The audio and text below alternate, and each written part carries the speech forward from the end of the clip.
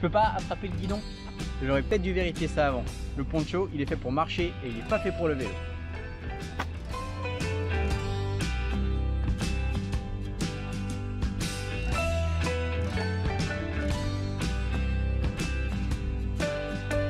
Pour la fabrication d'un toit en chaume comme celui qui est derrière moi, la pente est très importante parce que plus le toit est ventilé, mieux c'est.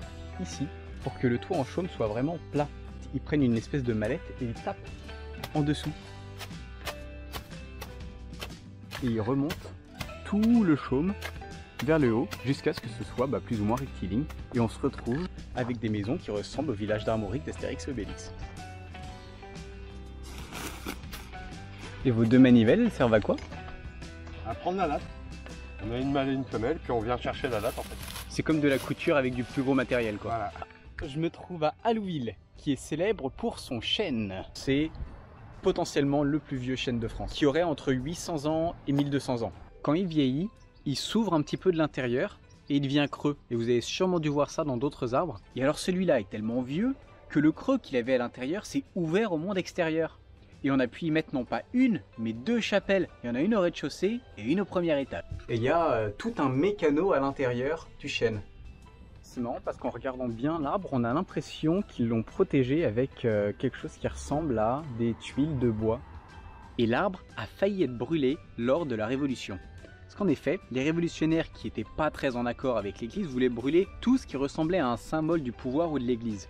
Et le maître d'école a apposé un autre écriteau devant l'arbre qui disait que c'était un temple de la raison et non pas un temple chrétien. Et à partir de là, il a été sauvé.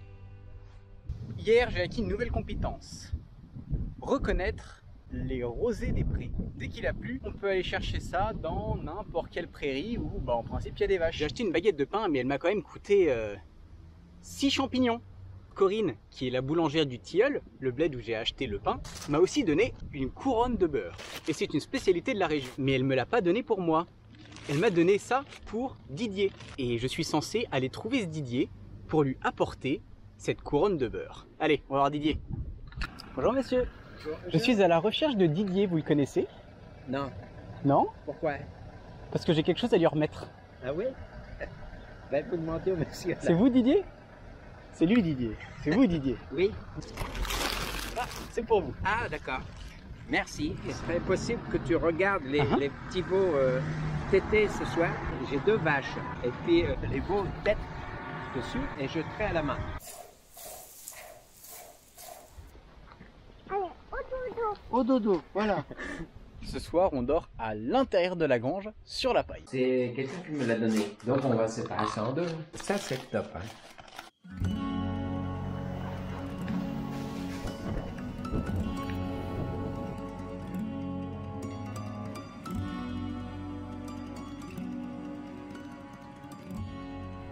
Je suis en train d'arriver à la ferme de la Mondière. C'est une ferme qui fait des fromages normands.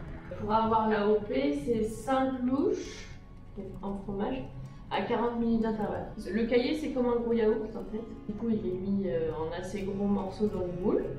Comme on met 5 fois qu'il y a un temps de pause entre chaque louche, le sérum a le temps de sortir. Donc le fromage se tasse, en fait, il s'égoutte. Et ce soir, moi je le retourne et dessus on met une plaque. Ça s'appelle un foncé, donc qui fait juste la taille du moule, qui appuie sur le fromage et qui permet que le fromage en descendant fasse pas ça. Comme un gâteau, quand il redescend, ça fait ça. Si le camembert a aussi bien marché, c'est par un coup marketing de génie. Il faut savoir que lors de la Première Guerre mondiale, les Normands se sont dit que pour donner un petit peu de cœur à l'ouvrage aux poilus qui étaient en train de se battre dans les tranchées, ils allaient donner une journée de leur production de camembert par semaine aux soldats. Et quand les soldats sont rentrés, ils connaissaient pas camembert avant, mais quand ils sont rentrés chez eux, tout ce qu'ils voulaient c'était quelque chose pour leur redonner un petit peu le goût de l'espoir qu'ils avaient réussi à trouver grâce au camembert. Et c'est pour ça que maintenant, dans toute la France, le camembert, c'est le fromage des Français.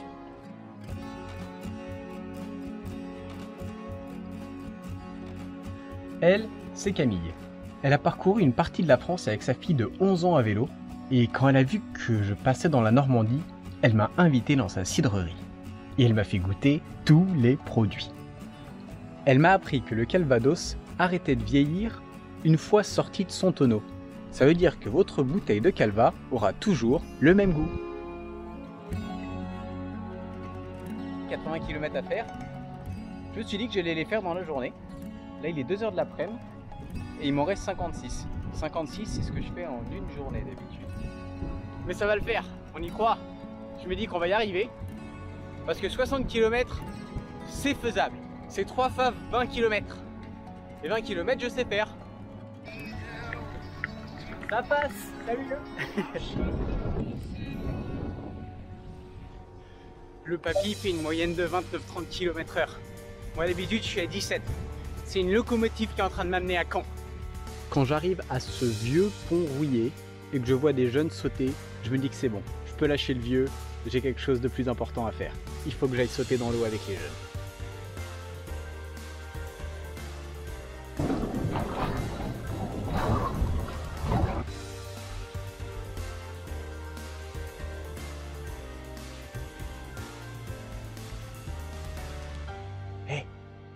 Si vous avez aimé la vidéo, faut s'abonner.